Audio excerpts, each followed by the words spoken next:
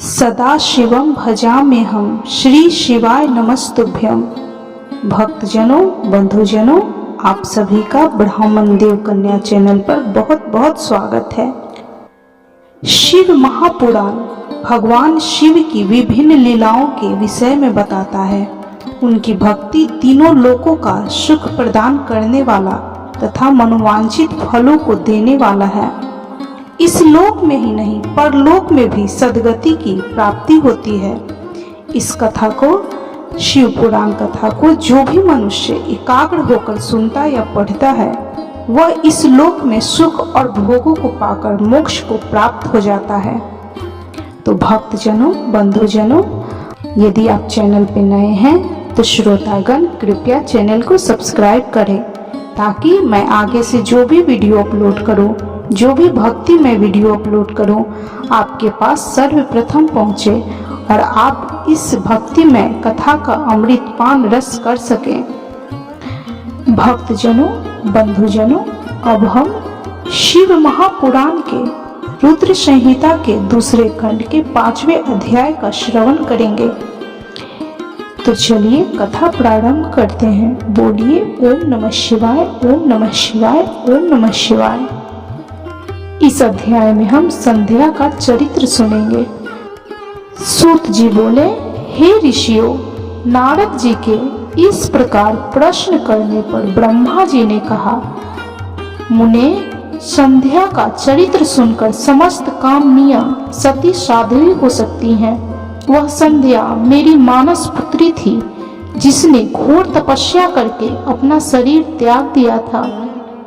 फिर वह मुनि श्रेष्ठ मेधातिथि की पुत्री अरुंधति के रूप में जन्मी। संध्या ने तपस्या करते हुए अपना शरीर इसलिए त्याग दिया था क्योंकि वह स्वयं को पापनी समझती थी।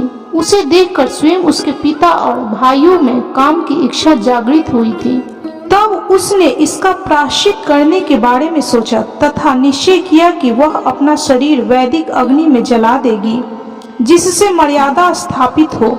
भूतल पर जन्म लेने वाला कोई भी जीव तरुणावस्था से पहले काम के प्रभाव में नहीं आ पाएगा। यह मर्यादा स्थापित कर मैं अपने जीवन का त्याग कर दूंगी। मन में ऐसा विचार करके संध्या चंद्रभागा नामक पर्वत पर चली गई। यहीं से चंद्रभागा नदी का आरंभ हुआ है। इस बात का ज्ञान होने पर मैंने वेद शास्त्रों के पारंगत विद्वान, सर्वज्ञ और ज्ञान योगी पुत्र वशिष्ठ को वहां जाने की आज्ञा दी।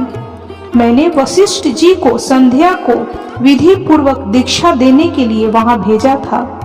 नारद, चंद्रभाग पर्वत पर एक देव सरोवर है जो जलाशय योजित गुणों से पूर्ण है। उस सरोवर के तट पर बैठी संध्या इस प्रकार सुशोभित हो रही थी जैसे प्रदोष काल में उदित चंद्रमा और नक्षत्रों से युक्त आकाश शोभा पाता है। तभी उन्होंने चंद्रभागा नदी का भी दर्शन किया। तब उस सरोवर के तट पर बैठी संध्या से वशिष्ठ जी ने आदर पूर्वक पूछा, हे देवी, तुम इस निर्जन पर्वत पर क्या कर रही हो? तुम्हारे माता पिता कौन हैं? यदि छिपाने योग्य न हो तो कृपया मुझे बताओ। इस वचन को सुनकर संध्या ने महर्षि वशिष्ठ जी को देखा। उनका दिव्य शरीर तेज से प्रकाशित हो रहा था।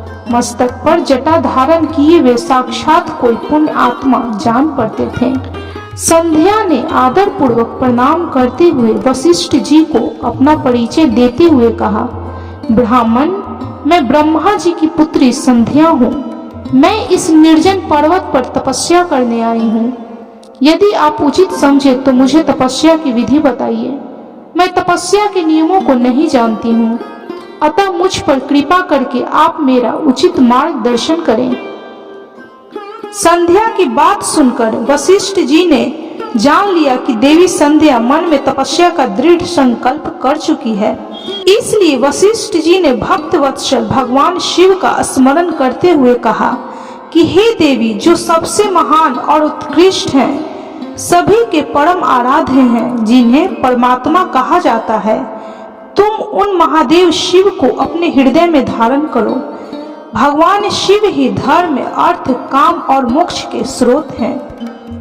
तुम उन्हीं का भजन करो। ओम नमः शिवाय मंत्र का जाप करते हुए मौन तपस्या करो। उसके अनुसार मौन रहकर ही स्नान तथा शिव पूजन करो। प्रथम 2 बार छठे समय में जल को आहार के रूप में लो। तीसरी बार छठा समय आने पर उपवास करो। देवी, इस प्रकार की गई तपस्या ब्रह्मचर्य का फल देने वाली तथा अभीष्ट मनोरथों को पूरा करने वाली होती है। अपने मन में शुद्ध उद्देश्य लेकर शिव जी का मनन व चिंतन करो। वे प्रसन्न होकर तुम्हारी मनोकामना अवश्य पूरी करेंगे। इस प्रकार संध्या को तपस्या की विधि बताकर और उपदेश देकर मुनि श्रेष्ठ वशिष्ठ वहां से अंतर्ध्यान हो गए। ब्रह्मा जी बोले कि हे महाप्रज्ञ नारद, तपस्या की विधि बताकर जब वशिष्ठ मुनि चले गए तब संध्या आसन लगाकर कठोर तपस्या शुरू करने लगी। वशिष्ठ जी द्वारा बताए गए विधान एवं मंत्र के द्वारा संध्या ने भगवान शिव की आराधना करनी शुरू कर दी। उसने अपना मन शिव भक्ति में लगा दिया और एकाग्र होकर तपस्या में मग्न हो गई। तपस्या करते करते 4 युग बीत गए। तब भगवान भोलेनाथ शिव प्रसन्न हुए और संध्या को अपने स्वरूप के दर्शन दिए, जिसका चिंतन संध्या द्वारा किया गया था। भगवान का मुख प्रसन्न था, उनके स्वरूप से शांति बरस रही थी। संध्या के मन में विचार आया कि मैं महादेव की स्तुति कैसे करूं। इसी सोच में संध्या ने नेत्र बंद कर लिए। भगवान शिव ने संध्या के हृदय में प्रवेश कर उसे दिव्य ज्ञान दिया, साथ ही दिव्य वाणी और दिव्य दृष्टि भी प्रदान की। संध्या ने प्रसन्न मन से भगवान शिव की स्तुति की। संध्या बोली, हे निराकार, परम ज्ञानी, लोक सृष्टा भगवान शिव, मैं आपको नमस्कार करती हूँ, जो शांत, निर्मल, निर्विकार और ज्ञान के स्रोत हैं, जो प्रकाश को प्रकाशित करते हैं। उन भगवान शिव भोलेनाथ को मैं प्रणाम करती हूँ, जिनका रूप अद्वितीय, शुद्ध, माया रहित, प्रकाशमान, सच्चिदानंदमय, नित्यानंदमय, सत्य, ऐश्वर्य से युक्त तथा लक्ष्मी और सुख देने वाला है। उन परमात्मा परम पिता परमेश्वर को मेरा नमस्कार है, जो सत्व प्रधान, ध्यान योग्य, आत्मस्वरूप, सारभूत, सबको पार लगाने वाले तथा परम पवित्र हैं। उन प्रभु को मेरा प्रणाम है। भगवान शिव, आपका स्वरूप शुद्ध, मनोहर, रत्नमय, आभूषणों से अलंकृत एवं कपूर के समान है। आपके हाथ में डमरू, रुद्राक्ष और त्रिशूल शोभा पाते हैं। आपके इस दिव्य चिन्मय सगुण साकार रूप को मैं नमस्कार करती हूँ। आकाश, पृथ्वी, दिशाएं, जल, तेज और काल सभी आपके रूप हैं। हे प्रभु, आप ही ब्रह्मा के रूप में जगत की सृष्टि, विष्णु के रूप में संसार का पालन करते हैं। आप ही रुद्र रूप धर कर संहार करते हैं, जिनके चरणों से पृथ्वी तथा अन्य शरीर से सारी दिशाएं, सूर्य, चंद्रमा एवं देवता प्रकट हुए हैं। जिनकी नाभि से अंतरिक्ष का निर्माण हुआ है, वे ही सद ब्रह्मा तथा पर ब्रह्मा हैं। आपसे ही सारे जगत की उत्पत्ति हुई है, जिनके स्वरूप और गुणों का वर्णन स्वयं ब्रह्मा विष्णु भी नहीं कर सकते। भला उन त्रिलोकी नाथ भगवान शिव महाकालेश्वर की स्तुति मैं कैसे कर सकती हूँ? मैं एक अज्ञानी और मूर्ख स्त्री हूँ। मैं किस तरह आपको पूजूं कि आप मुझ पर प्रसन्न हो? हे प्रभु, मैं बारंबार आपको नमस्कार करती हूँ। ब्रह्मा जी बोले, नारद, संध्या द्वारा कहे गए वचनों से भगवान शिव बहुत प्रसन्न हुए। उसकी स्तुति ने उन्हें द्रवित कर दिया। भगवान शिव बोले कि हे देवी, मैं तुम्हारी तपस्या से बहुत प्रसन्न हूँ, अतः तुम्हारी जो इच्छा हो वह वर मांगो। तुम्हारी इच्छा मैं अवश्य पूर्ण करूंगा। भगवान शिव के ये वचन सुनकर संध्या खुशी से उन्हें बार बार प्रणाम करती हुए बोली कि हे महेश्वर, यदि आप मुझ पर प्रसन्न होकर कोई वर देना चाहते हैं और यदि मैं अपने पूर्व पापों से शुद्ध हो गई हूँ, तो महेश्वर, हे देवेश, आप मुझे वरदान दीजिए कि आकाश, पृथ्वी और किसी भी स्थान में रहने वाले जो भी प्राणी इस संसार में जन्म ले वे जन्म लेते ही काम भाव से युक्त न हो जाएं। हे प्रभु, मेरे पति भी सुहृदय और मित्र के समान हो और अधिक कामी न हो। उनके अलावा जो भी मनुष्य मुझे सकाम भाव से देखे वह पुरुषत्वहीन अर्थात नपुंसक हो जाए। हे प्रभु, मुझे यह वरदान दीजिए कि मेरे समान विख्यात और परम तपस्विनी तीनों लोकों में कोई और न हो। निष्पाप संध्या के वरदान मांगने को सुनकर भगवान शिव बोले, हे देवी संध्या, तथास्तु, तुम जो चाहती हो मैं तुम्हें प्रदान करता हूँ। प्राणियों के जीवन में अब 4 अवस्थाएं होंगी। पहली शैशव अवस्था, दूसरी कौमार्या अवस्था, तीसरी यौवना अवस्था और चौथी वृद्धा अवस्था। तीसरी अवस्था अर्थात यौवना अवस्था में ही मनुष्य सकाम होगा। कहीं कहीं दूसरी अवस्था के अंत में भी प्राणी सकाम हो सकते हैं। तुम्हारी तपस्या से प्रसन्न होकर ही मैंने यह मर्यादा निर्धारित की है। तुम परम सती होगी। तुम्हारे पति के अतिरिक्त जो भी मनुष्य तुम्हें सकाम भाव से देखे वह तुरंत पुरुषत्वहीन हो जाएगा। तुम्हारा पति महान तपस्वी होगा जो कि 7 कल्पों तक जीवित रहेगा। इस प्रकार मैंने तुम्हारे द्वारा मांगे गए दोनों वरदान तुम्हें प्रदान किए हैं। अब मैं तुम्हें तुम्हारी प्रतिज्ञा को पूर्ण करने का साधन बताता हूँ। तुमने अग्नि में अपना शरीर त्यागने की प्रतिज्ञा की थी। मुनीश्वर मेधातिथि का यज्ञ चल रहा है जो कि 12 वर्षों तक चलेगा। उसमें अग्नि बड़े जोरों से जल रही है। तुम उसी अग्नि में अपना शरीर त्याग दो। चंद्रभागा नदी के तट पर ही तपस्वियों का आश्रम है जहाँ महायज्ञ हो रहा है। तुम उसी अग्नि से प्रकट होकर मेधातिथि की पुत्री होगी। अपने मन से जिस पुरुष की इच्छा करके तुम शरीर त्यागोगी वही पुरुष तुम्हें पति के रूप में प्राप्त होगा।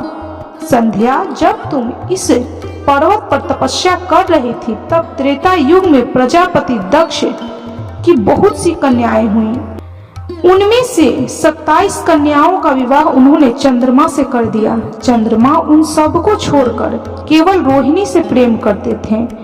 तब प्रजापति दक्ष ने क्रोधित होकर उन्हें श्राप दे दिया।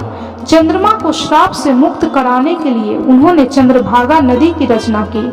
उसी समय मेधातिथि यहाँ उपस्थित हुए थे। उनके समान कोई तपस्वी न है न होगा।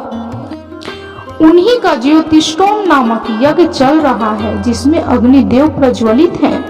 तुम उसी अग्नि में अपना शरीर डालकर पवित्र हो जाओ और अपनी प्रतिज्ञा पूरी करो। इस प्रकार का उपदेश देकर भगवान शिव वहां से अंतर्ध्यान हो गए। ब्रह्मा जी कहते हैं कि नारद जब भगवान शिव देवी संध्या को वरदान देकर वहां से अंतर्ध्यान हो गए तब संध्या उस स्थान पर गई जहां पर मुनि मेधातिथि यज्ञ कर रहे थे। उन्होंने अपने हृदय में तेजस्वी ब्रह्मचारी वशिष्ठ जी का स्मरण किया तथा उन्हीं को पति रूप में पाने की इच्छा लेकर संध्या महायज्ञ की प्रज्वलित अग्नि में कूद गई। अग्नि में उसका शरीर जलकर सूर्य मंडल में प्रवेश कर गया। तब सूर्य ने पितरों और देवताओं की तृप्ति के लिए उसे 2 भागों में बांटकर रथ में स्थापित कर दिया। उसके शरीर का ऊपरी भाग प्रातः संध्या हुआ और शेष भाग सायं संध्या हुआ। सायं संध्या से पितरों की संतुष्टि मिलती है। सूर्योदय से पूर्व जब आकाश में लाली छाई होती है अर्थात अरुणोदय होता है उस समय देवताओं का पूजन करें। जिस समय लाल कमल के समान सूर्य अस्त होता है अर्थात डूबता है उस समय पितरों का पूजन करना चाहिए। भगवान शिव ने संध्या के प्राणों को दिव्य शरीर प्रदान कर दिया। जब मेधातिथि मुनि का यज्ञ समाप्त हुआ तब उन्होंने एक कन्या को जिसकी कांति सोने के समान थी अग्नि में पड़े देखा। उसे मुनि ने भली प्रकार से स्नान कराया और अपनी गोद में बैठा लिया। उन्होंने उसका नाम अरुंधति रखा। यज्ञ के निर्विघ्न समाप्त होने और पुत्री प्राप्त होने के कारण मेधातिथि मुनि बहुत प्रसन्न हुए। उन्होंने अरुंधति का पालन आश्रम में ही किया। वह धीरे धीरे उसी चंद्रभागा नदी के तट पर रहते हुए बड़ी होने लगी।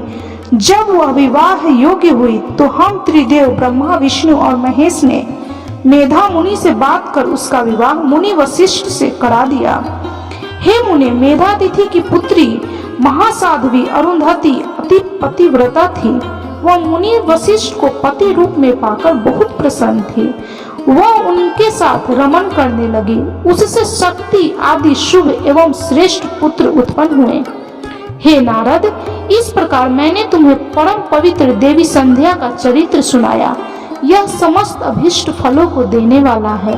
यह परम पावन और दिव्य है। जो स्त्री पुरुष इस शुभ व्रत का पालन करते हैं और इस कथा को सुनते हैं, उनकी सभी मनोकामनाएं पूर्ण हो जाती है। तो भक्तजनों, बंधुजनों, इस तरह शिव महापुराण के श्री रुद्र संहिता द्वितीय खंड का यह अध्याय समाप्त हुआ। तो बोलिए ओम नमः शिवाय, ओम नमः शिवाय, ओम नमः शिवाय। भक्तजनों, बंधुजनों, यदि आप भी भोलेनाथ महादेव शिव की कृपा प्राप्त करना चाहते हैं तो आप भी इस शिव महापुराण की कथा अवश्य सुने और जितना हो सके शेयर करके अपने भाई बंधुओं को भी सुनाएं। इससे आपको पुण्य फल की प्राप्ति होगी।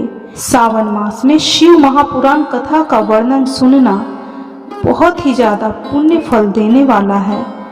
तो यदि आपको यह वीडियो अच्छा लगा हो, यह शिव महापुराण की कथा अच्छी लगी हो, तो कृपया वीडियो को लाइक, शेयर और सब्सक्राइब जरूर करें और कमेंट में हर हर महादेव, ओम नमः शिवाय जरूर लिखें।